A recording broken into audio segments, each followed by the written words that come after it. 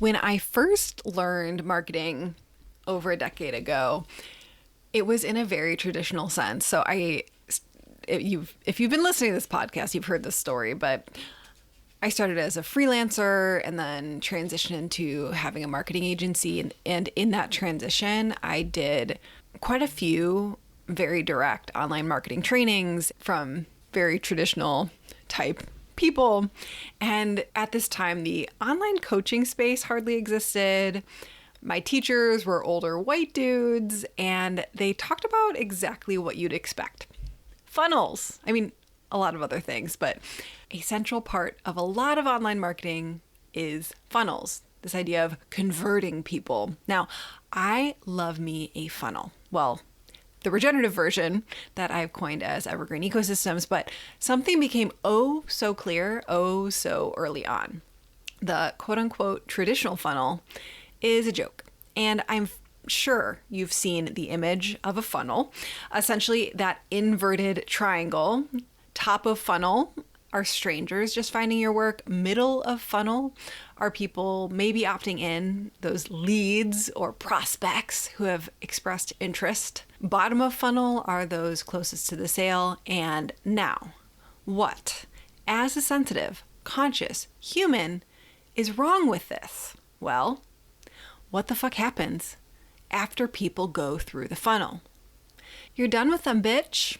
Like a notch on your belt. Sure, the numbers can work, but they're based on old school, high volume, all the eyeballs metrics. Because we gotta spread your seed, baby. We want as many people at the opening of that funnel as possible. So if funnels have felt gross to you, hello. Now you know how warranted that is. This is where the Evergreen Ecosystem comes in, where we aren't just trying to add notches to our belt, but we're inviting amazing humans into our corner of the internet. I personally envision my Evergreen Ecosystem as an old growth forest, and then we create conditions for them to want to stay. Now, what does that look like? It looks like building meaningful relationships. It means helping them with whatever changes they're trying to make in their life. Having fucking fun. Not doing any fucked up bait and switches. Now, of course, you run a business, so you care about the financial metrics. Otherwise, it's just an expensive hobby. And you know that more cash in your accounts means that you're better able to fund the revolution and support your community and live a great life, but also start with that end in mind. The end of calling in amazing humans and serving the fuck out of them so they are stoked to hang around and invite their friends. Now, one of the easiest ways to start off this process is something that I haven't talked about on the podcast before, and it's what I call buying frenzies. A buying frenzy is a way of stacking yeses to give your people more opportunities to go deeper with you after that initial opt-in or purchase. It's actually not about getting more eyes on your work, but instead about more deeply serving the people who already said yes. If you do have a funnel, if you do run ads, the buying frenzy ups the quote-unquote average cart value, the average amount someone who purchases from you, what that dollar value actually is, so that every yes is actually worth more to you. It makes it so you bring home more cash and your return on ad spend is higher. And if you don't run ads, but you do launches, it also has an impact there. And you need to worry less about lead gen or going viral with pretty much no extra effort after that initial setup. So let's look at a real world version of this. The other week, I finally bought a zero waste razor from the brand Leaf Shave, in case you were wondering. And I got to see Buying Frenzy in action. I was there for the razor. I was checking out, and there it was. That little add-on. Complete your shave.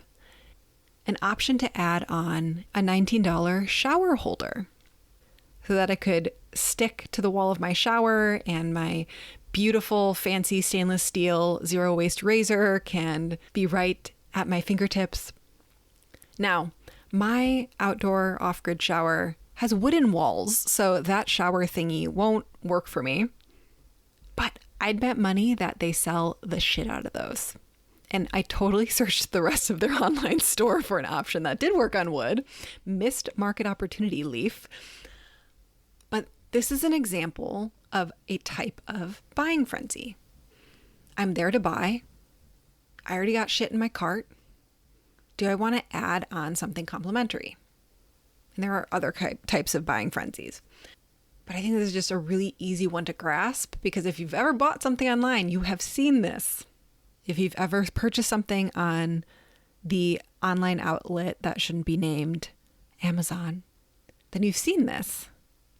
Complimentary products, things you can add to your order. That little add-on for Leaf Shave adds $19 to someone's order, which is a 17% bump, which doesn't sound like that much, but when we're talking about larger volumes, this actually is a big difference. Now, we could talk about that 17% bump in their revenue, but what it actually had me thinking about was how natural buying frenzies are, in the sense that they are all around us and have been for a long-ass time. Yes, those candy bars and packets of gum at checkout at your favorite grocery store is buying frenzy in action. Even entire shopping malls are buying frenzy in action. And if we want to go pre-capitalist hellhole, which of course we do, markets in general are buying frenzy in action. So I'm talking about market squares or ancient markets where merchants traveled along trade routes in large groups. So next week, I am teaching a live workshop on buying frenzies. Tickets are super cheap. There is a off-the-records Q&A after the training if you join me live. If you run ads, this is such a shortcut to your campaigns working even better. If you launch products or courses, this will allow you to bring in more cash with the exact same audience size. With that off-the-records Q&A, I totally invite you to bring me your actual numbers, your actual funnels, and we can dig into it.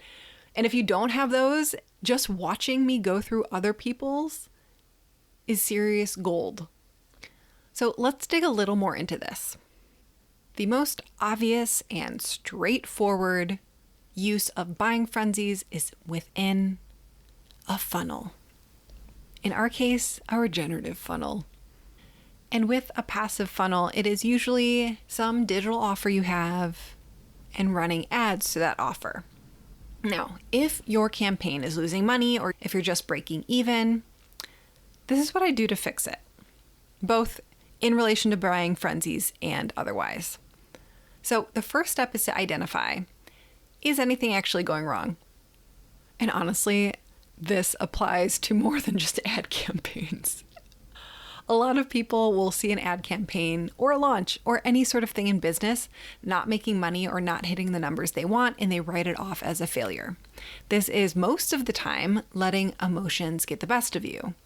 Sure, sometimes a campaign or a launch is actually losing money, but sometimes the money is coming later.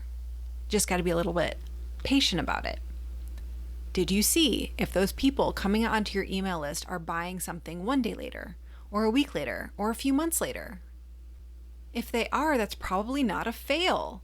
That's just not seeing the full picture or being impatient.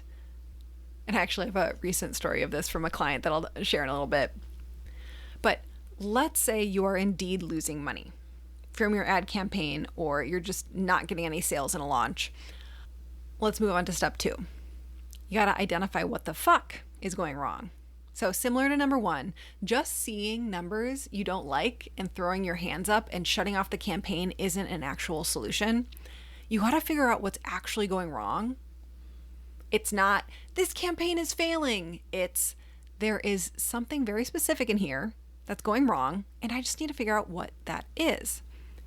If you're in Evergreen Ecosystems or the Regenerative Business ecosystem, you've definitely heard me go on many a tangent around leverage points. This is what we're doing here. So let's look at a few. In a sales process, whether it is a funnel or a launch, where your people can make a decision. The first decision point is they see an ad or they see a post. Do they click it or not? Yes or no? That's a decision point. Okay, so they clicked it and they hit a sales page or a landing page or an opt-in page. Are they clicking through the checkout page or are they opting in? That's another decision point. Okay, they receive an email from you. Do they open it or not? That's another decision point. All of these are individual yes, no's, or maybes. These leverage points, these places where we can have influence on our numbers. So, for example, or in this example of an ad campaign, if you have a low CTR or click-through rate, or if you have a high CPC or cost per click, it points to your ad creative not working, or sometimes the wrong audience selection. But if those look good, but the sales page conversion rate is below 1%, I mean, ideally it's in the 2 to 5% range, then it's either the sales page or the checkout page. And if your page builder lets you see the different page views for each of those, can we see the page views of the sales page versus the checkout page? You want to see which one of these are not up to par, or if both of them. And let's say it is the sales page. Okay, is the issue that the page isn't loading because people have very low attention spans and they will not wait 5 seconds for a page to load? Like, look at that data, they won't. And you can Google completely free sites that you can check your page load time. Highly recommend that when you're going into a launch or about to start an ad campaign to see if your page is taking too long to load. You could also use a heat map, some heat map software, to see where people are dropping off the page. And this just allows you to see how far on the page people are scrolling before they X out, which buttons they're clicking. If your sales page doesn't have a good conversion rate, you definitely want to also do a gut check on your copy and your branding. You want to ask yourself and be honest, would I buy this if I read this for the first time? There are so many things that we can tweak with copy and branding. I have other podcast episodes for that. But you definitely want to go check your page on mobile too. Almost all Instagram and Facebook ads are on a mobile device. So that's why it's way more important how your page shows up on a mobile device than it does a desktop version, which is so funny because we all create our pages when we're on our computers. So we make these beautiful pages that look great on desktop when really everyone is looking at your page on mobile, like easily 80 to 90% of people.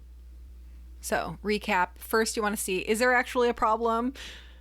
And then you want to say, okay, if there is a problem here, what specifically is going wrong so that you can start tweaking it? And then the third one is, do you just need to create a buying frenzy? If your numbers look decent from step 2, people are clicking through on your ad or your email or your organic post, and 2 to 5% or more of people are purchasing after viewing the page, you may just need to create a buying frenzy so that every yes is worth more to you, so that you can increase that quote unquote average cart value.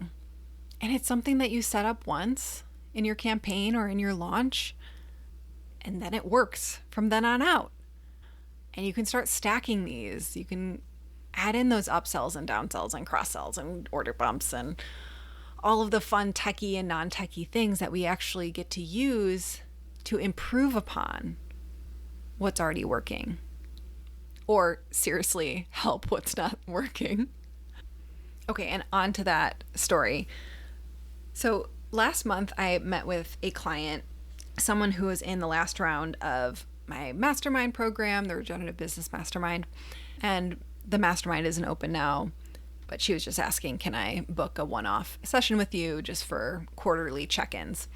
And I love doing that for long-term clients or people who I've already worked with in a deep way of like, yeah, let's just do a check-in. And so we were digging into some of her past launches and some of her ad campaigns. And she had written off that her ads were failing. So she felt the need to launch again this year.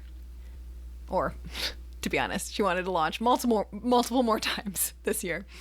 But I was like, wait, let's actually look at these numbers. Like, can we look at this ad campaign, this funnel that we've created? Is it breaking even? Are you losing money? Do you need to scrap it? And when she actually looked at how much money that funnel had brought in over the course of 6 weeks, comparing it to how much she had spent on ads, she realized that she was actually having a 9x return on ad spend. That means for $1 in, she's getting $9 out. Or she spent $2,000 on ads over the course of 6 weeks and made $18,000, aka $16,000 profit from a passive ad campaign. Now, I am a highly sensitive person. I do a lot of somatic work. I am very in touch with my emotions. But this is such a good example of where your emotions can bypass reality and fuck with your decision making. It's actually making me remember one of my first few podcast episodes. I think it might have even been podcast episode 2 of the importance of pairing metrics with intuition in your business. But this person felt like her funnel wasn't working. Because yeah, if you have a 10-day email sequence after someone buys the initial purchase, selling another thing, then it could take 10 days or more for someone to actually buy the next thing. That delay can make it look, at least on the ad side of things, like they're not working. So please, please, please, get into a rhythm with your metrics, or have someone on your team pull important metrics for you and then meet with them once a month so you're forced to look at your metrics. Come on. I know the neurospicy folks in the room know what I'm talking about. That need for someone to help them do the things that they really want to procrastinate. So if we're looking at our 3 steps here, this was a step 1 issue, identifying if there was actually a problem or not. In this case, no, there wasn't a problem.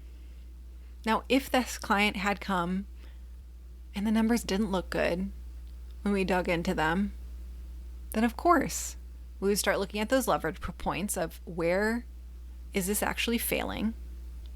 And the most fun things to tweak in campaigns like this are those buying frenzies, those immediate yes stacking that can make it so it is really clear what's working or not.